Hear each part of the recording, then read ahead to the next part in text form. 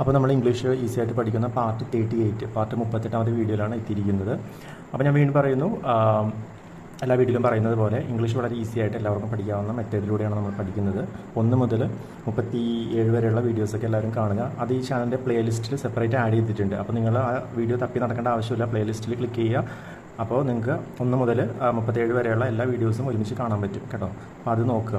ആദ്യം തന്നെ കണ്ടാൽ മാത്രമേ അതിൻ്റെ പാറ്റേൺ നിങ്ങൾക്ക് മനസ്സിലാവുള്ളൂ. ഇടയ്ക്കിട്ട് കണ്ടു കഴിഞ്ഞാൽ കുറച്ച് മനസ്സിലാവും. ഫുൾ ഐഡിയ കിട്ടണമെങ്കിൽ ഓരോ പാർട്സും കണ്ടിന്യൂസ് ആയിട്ട് കാണണം. ഓക്കെ. അപ്പോൾ നമ്മൾ പഠിക്കുന്ന വേറൊരു പ്രത്യേകത എന്താണെന്ന് വെച്ച് കഴിഞ്ഞാൽ ഈ ഗ്രാമർ അങ്ങനത്തെ സംഭവമൊന്നും ഇല്ലാതെയാണ് പഠിക്കുന്നത്. അതായത് ഒരു ലാംഗ്വേജ് എന്തിനാണോ അത് മനസ്സിലാക്കി പഠിക്കുക, അത്രേ ഉള്ളൂ. ഒരു ലാംഗ്വേജ് എന്തിനാണ് ഒരു ആശയം, നമ്മുടെ മനസ്സിലുള്ളൊരു സംഭവം മറ്റൊരാളെ മനസ്സിലാക്കുക എന്നുള്ളതാണ് ഒരു ലാംഗ്വേജ് കൊണ്ട് ഉദ്ദേശിക്കുന്നത്.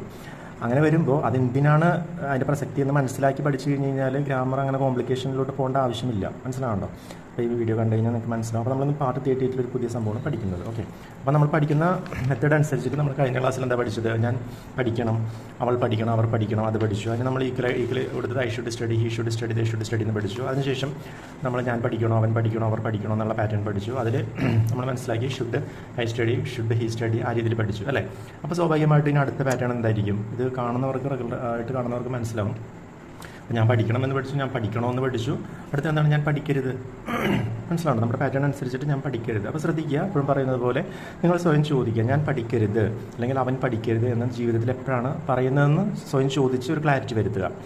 ഉദാഹരണത്തിന് നമ്മൾ ചിലപ്പോൾ പറയാം, അവനത് പഠിക്കരുത് അല്ലെങ്കിൽ അവളത് പഠിക്കരുത്. മനസ്സിലാവുന്നുണ്ടോ? അങ്ങനത്തെ ഒരു സിറ്റുവേഷൻ നിങ്ങൾക്ക് ഊഹിക്കാവുന്നേ ഉള്ളൂ. അങ്ങനത്തെ സിറ്റുവേഷൻ വരാമെന്ന്. അപ്പോൾ അവിടെ കൊണ്ടുപോയിട്ട് നമ്മൾ ഇത് ഉപയോഗിക്കാൻ പറ്റുമോ? ഐ ഷുഡ് സ്റ്റഡി എന്ന് ഉപയോഗിക്കാൻ പറ്റും? പറ്റില്ല. കാരണം ഐ ഷുഡ് സ്റ്റഡി എന്ന് പറഞ്ഞതിൻ്റെ അർത്ഥം ഞാൻ പഠിക്കണമെന്നാണ്. അതിന് ഞാൻ പഠിക്കരുത് എന്നുള്ള മീനിങ് തരാൻ പറ്റത്തില്ല. മനസ്സിലാവുന്നുണ്ടോ? അപ്പോൾ ഓരോ ആശയത്തിനും അതിന് ഈക്വലായിട്ടുള്ള ഇംഗ്ലീഷിൽ കുറേ സംഭവങ്ങളുണ്ട്. അതുകൊണ്ടായിട്ട് വേറെ ഇതിന് ഉപയോഗിക്കാൻ പറ്റത്തില്ല.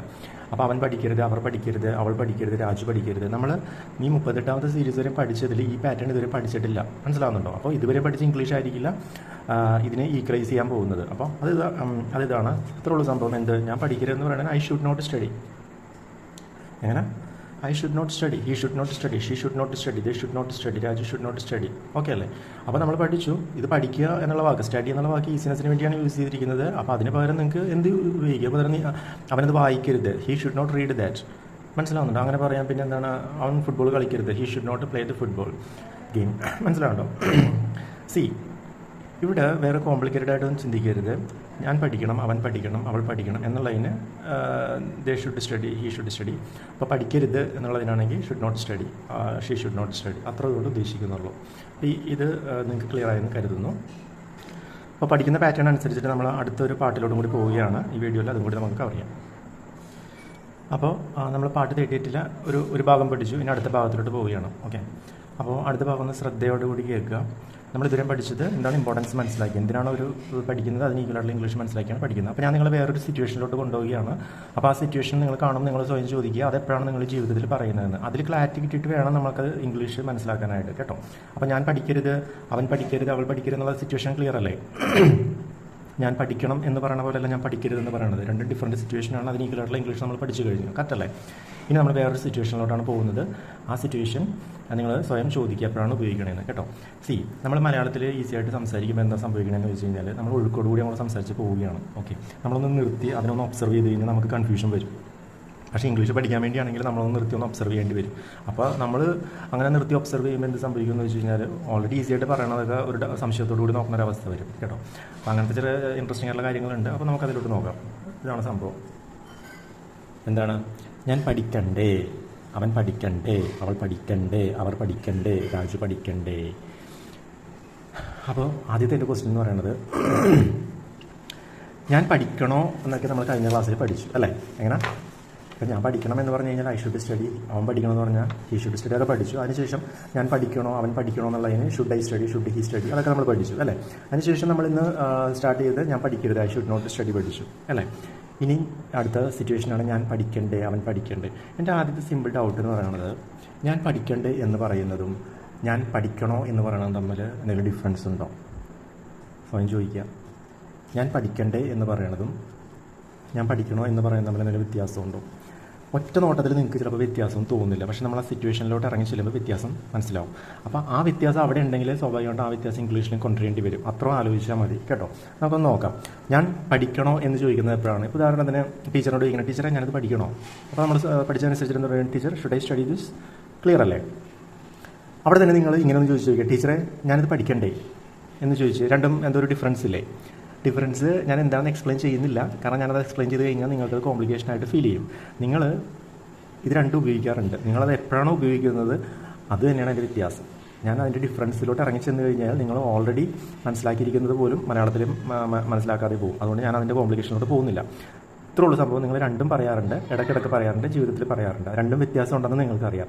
അങ്ങനെ ഉണ്ടെങ്കിൽ അതിന് ഈക്വലായിട്ടുള്ള ഇംഗ്ലീഷിലും ഡിഫറൻസ് ഉണ്ടാവും. അപ്പോൾ ഞാൻ പഠിക്കണം എന്നുള്ളതിന് ഷുഡ് ഐ സ്റ്റഡി എന്ന് പഠിച്ചു. അപ്പോൾ ഞാൻ പഠിക്കണ്ടേ, അവൻ പഠിക്കണ്ടേ, അവർ പഠിക്കണ്ടേ എന്നുള്ളതിന് should I study, should he study എന്ന് ഉപയോഗിക്കാൻ പറ്റുമോ? ഇല്ല. അപ്പോൾ അതിനാണ് നമ്മളിത് ഉപയോഗിക്കുന്നത്. ഏതാണത്? ഷുഡിൻ്റെ ഐ സ്റ്റഡി. ഷുഡിൻ്റെ എന്ന് പറഞ്ഞാൽ ഷുഡ് നോട്ട് കേട്ടോ.